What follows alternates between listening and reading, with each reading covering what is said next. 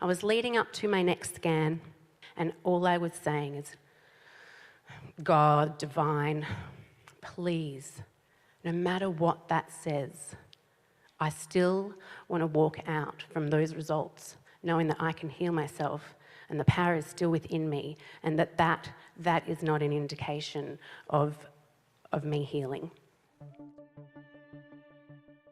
I'll start with my story. Originally in 2020, I was diagnosed with stage 2 breast cancer, and I went through treatment and thought, okay, that's behind me, I'm done. And just went on back into my life in the same way that I'd been before. And then in 2022, I got a serious kick up my bum. I found out I had stage 4 metastatic breast cancer. I'd been bedridden for 2 months. I couldn't even get myself to the toilet on my own.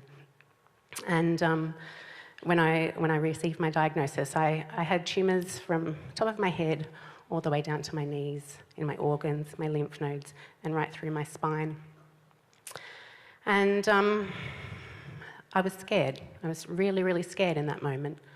But then I had a doctor say to me, your chances of survival are really slim. And there was something in that moment, must have been my will, that just went, don't you dare tell me that that's my outcome. And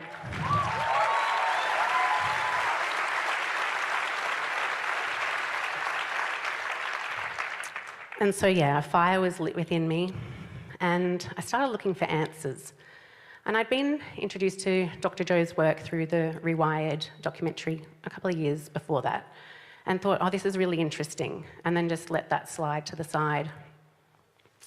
But in this moment, when I was facing mortality, a girlfriend reminded me of his work. I'd introduced her to his work, and she's like, I've just read Breaking the Habit of Being Yourself. And I thought, okay, I'm going to go get myself that book. And I was flying overseas for integrative treatment, and I started reading his book, and I thought, okay, this just makes so much sense to me. I'm going to start by challenging myself to 30 days of meditation. And so that's what I started with. And I didn't really know what I was doing, but I just did it anyway. Every single day, I would get up at 4 o'clock and I'd do my meditation. And I wasn't seeing profound changes in my physical being, but I just had some belief in what I was doing. And I got to the end of that 30 days and I just kept on going. I didn't stop. I did his meditations every single day. Then fast forward to 23, a beautiful friend who's sitting here in the audience got a message to me that Dr. Joe is coming to Australia and you have to be in that room. And I didn't really know why I needed to be in that room. I thought, oh, okay, maybe I'm going to go there and I'm going to heal. Anyway, I showed up. And I remember coming in and sitting on the first night, and Dr. Joe's talking, and he says, those who healed changed. You know, through change, the side effect was the healing, and that just hit me right in my soul. And I realised I wasn't in that room and I wasn't going to be healed because I was in the room with Dr. Joe. If I was going to heal, it was because of me and the power that was within me. I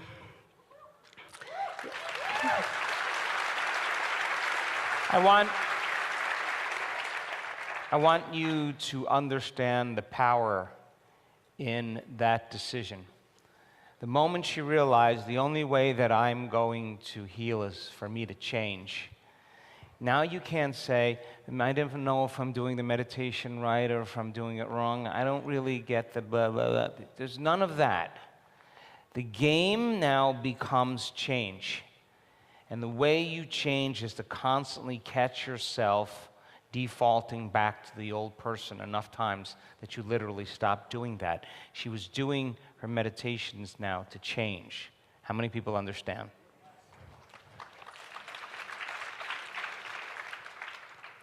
And so I went through that week long, and I was a healie, which I just felt incredibly blessed to be.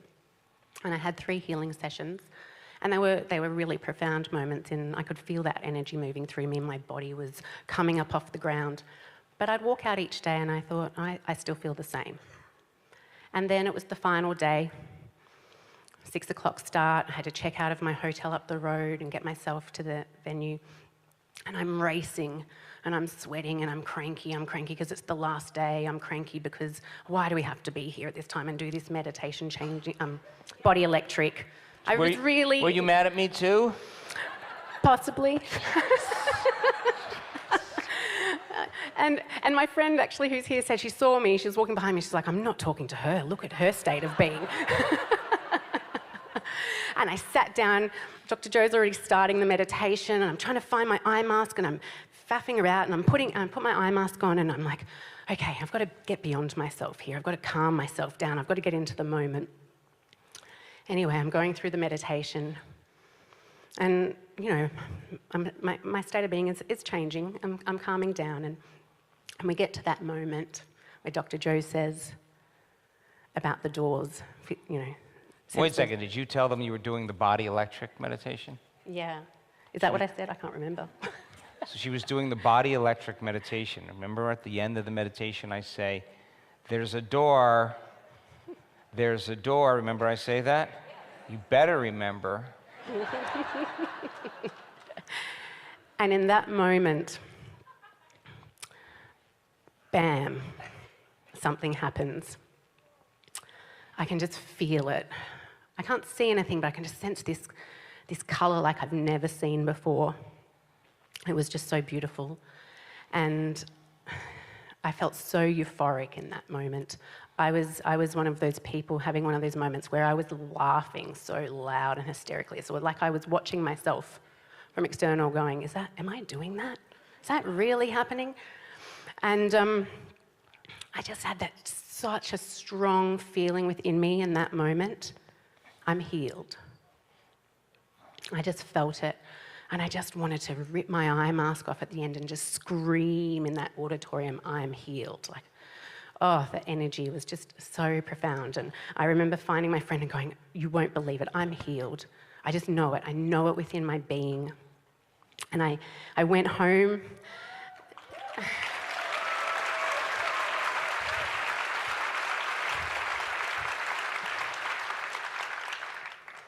I went home to my family that night. I hadn't spoken to them for the whole week long. I said, I'm not talking to you while I go here. I'm just going all in. I'm not ringing you. I'm not saying goodnight. I'll see you at the end of the week. And I walked back into that room. I don't think they recognised me. I felt like a different person. The joy I felt was like a joy I've never felt before in my life. And my husband is the most amazing man. I've been with him for over 2 decades. And he's put up with a lot with me, as my old self. But he never stops supporting me. Even if he doesn't understand what I'm doing, he never stops supporting me. And I walk in there and I say to him, I go, I'm healed. And I've stopped my medication, I'm not taking it anymore. And he doesn't say anything. He's like, okay, if that's what you want to do, I support you. I'm sure he had other thoughts in his mind, but he's like, okay, if that's what you want to do, go for it. So I did. I stopped this medication protocol I was on, low-dose chemo, all these pharmaceutical drugs that I was on. And I just knew that I was healed. I didn't need that anymore, and I kept on doing the work. And when I got home, I was just so focused. It was, you know, I guess through reading Joe's books and listening to his interviews and just really deep diving in with his work, I just knew that I needed to sit with myself. And I think it was in You Are the Placebo, Dr. Joe talks about when people have a near-death experience, it's like they start to watch their life that they've been through and see who they were and what they've achieved or not achieved and just really see the person that they were. And that's what I've been doing a lot of, is really looking at myself, taking a really hard look at myself. And I've almost got to the point now when something new comes up, something that maybe I don't like, I'm like, yeah, bring it to me. Give it to me. I want to get on the other side of that. Are you listening? This is the example of truth. Are you listening? And so as Dr. Drew says, I never missed a day. I meditated every single day. I meditate still every single day, numerous times a day. I'm not afraid to look at my behaviours or my actions or my feelings that don't match the state of being of who I want to be. And I just keep on diving into that work. So fast forward, March was the retreat. May I went for my next scan and got the results. Now, I was just convinced that that scan was going to say there is no evidence of disease. And it didn't say that, but it certainly showed that there had been healing still. And I was a little bit bummed. And my husband was looking at me like, what's wrong with you? Like, you're getting better. And I'm like, yeah, but I'm healed, and it's not saying I'm healed. And so in that moment, I made a choice to doubt myself a little. And I went back on some of my medications. Now, what unfolded very quickly from then, it's like my innate self knew I was going against my true belief. And as Dr. Joe often says, some people get worse before they get better. And within about 2 to 3 weeks after starting the medication, I developed really severe neuropathy in my feet and in my hands. That just continued to get worse to the point that I lost my balance. I couldn't really walk properly without, tumbling over. I couldn't drive my car because I couldn't feel the pedals. I couldn't write. I found it hard to pick up cutlery. And then I lost my voice for a couple of months. I got this sore throat and it just wouldn't heal. And so I was kind of confined to my house. I wasn't really able to look after my children. I couldn't take them anywhere. I couldn't do things with them. My husband was working hard and then having to come back and do so much. And I got into a really dark night of the soul. I would just sit there and just stare blankly, just feeling so discouraged that I was in that space. But I didn't stop doing the work in that moment. In fact, I did it more.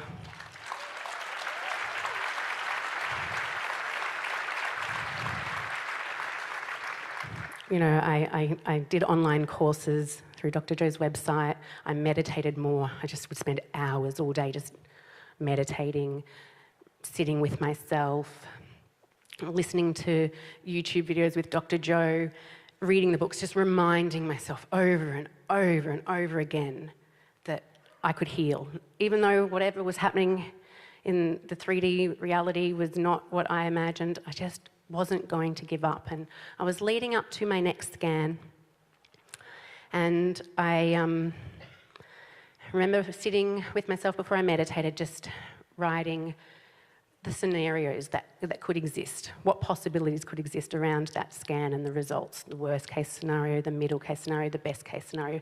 And all I was saying is, God, divine, please, no matter what that says, I still want to walk out from those results knowing that I can heal myself and the power is still within me, and that is not an indication of me healing.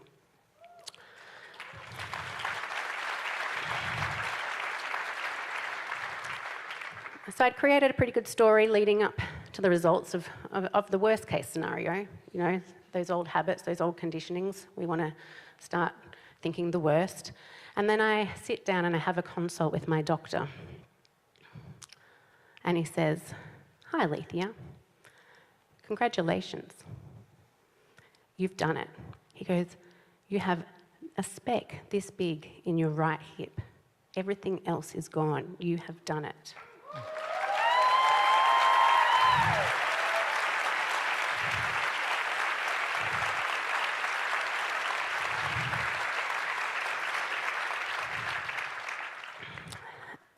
And as Dr. Joe says, it's going to be in that moment you least expect it, that the healing will occur. And I truly did not expect that in that moment. I remember just crying in gratitude, like, thank you, thank you, thank you. And since then, even though I had these amazing results, I still had to overcome myself a little bit more. It's like I got the information that I was hoping for, but my internal being still was struggling with believing that a little bit. And so I've just continue to really keep on doing the work. I will never stop doing the work. And 12 days ago, I got a phone call from my friend saying, "Hey, do you want to come to the AFU in Dallas with me?" And I'm like, oh, I don't know. I just need to think about that. And I started thinking of all the reasons why I couldn't be here, why I couldn't fly across the world to be here and leave my family. And so I sat with it. And my children have been such an inspiration also for me. And they've told me so many times, like, "Mum, don't stop doing what you're doing." It's a bit weird, but don't stop doing it. Because you're so much nicer than you used to be.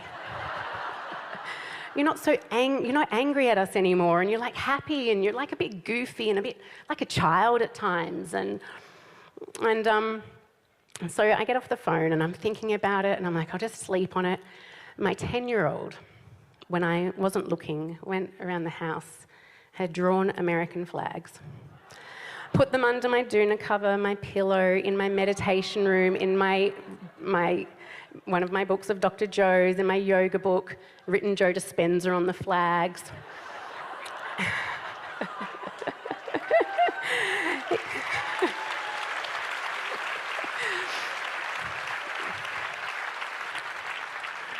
Because he'd heard me say to my friend, "Well, I just need a sign from the universe that I've got to go to this event." So he was determined I was going to get that sign.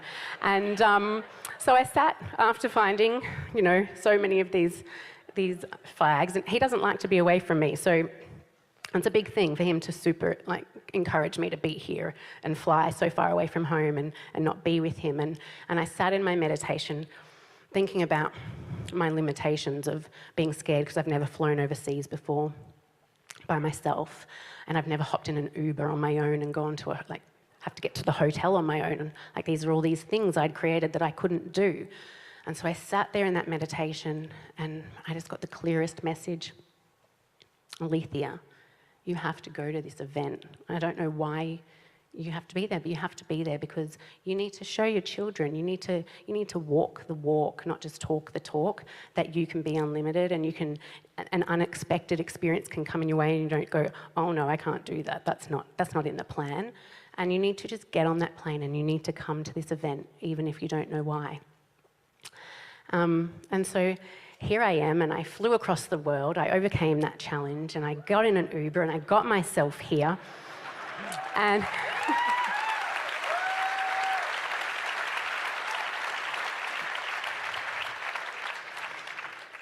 I had zero intention of sharing a story of transformation while I was here. I just was like, okay, I'm in the unknown, and I don't know why I'm here, but there's a reason I'm here, because I wasn't expecting this opportunity. And someone this morning at breakfast told me, I didn't tell him my story, I just said I had a story of healing. And as we walked out of that breakfast room, he said, "Alethea, you need to share your story. You can give people hope." And I walk up the stairs, and I come here, and my girlfriend says, "Fernanda wants to see you." And I go over to her, and she's like, "Oh, you can come and meet Kelly, and maybe Dr. Joe." And then all of this just unfolded, and I'm standing here sharing that story.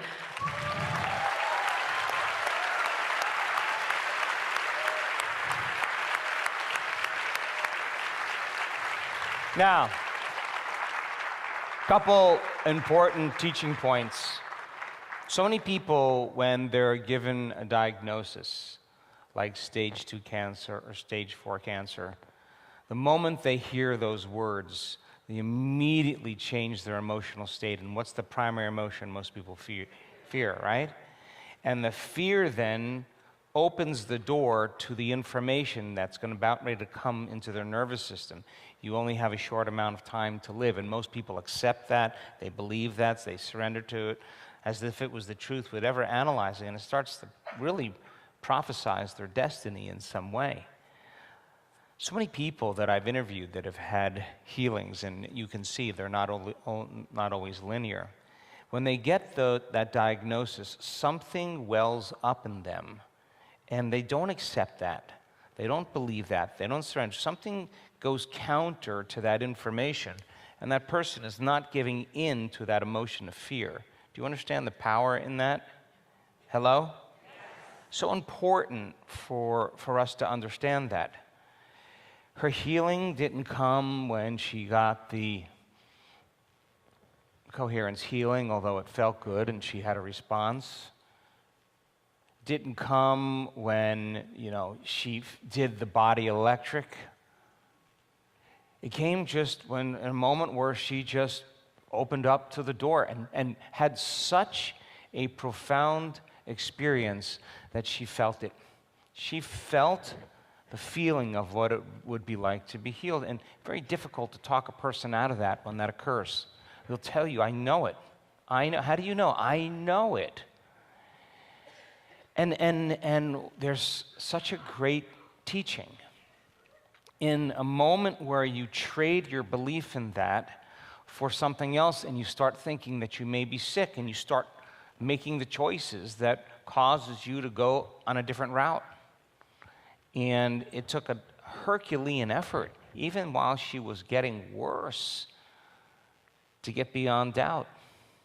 That's why she was doing her meditations every day, because the evidence was contrary. And sometimes the hardest part of every war is the last battle. And the body fights for its program. And yet if the spirit is willing, of course, the body always acquiesces to a new mind. That's exactly what happened for her. So many wonderful lessons in this story of change and transformation. Never gave up on that vision of the future. Metastatic carcinoma that spread to all the organs, stage 4, to all the bones and the skull, and all those vital organs disappear? Just disappear? Such a powerful story of change and transformation, and she'll tell you, I'm not that person any longer. I'm someone else. And yeah, you should keep doing the work, because there's even more to experience, even greater levels of wholeness, greater levels of oneness. That's the journey. It never ends. So thank you so much for your story.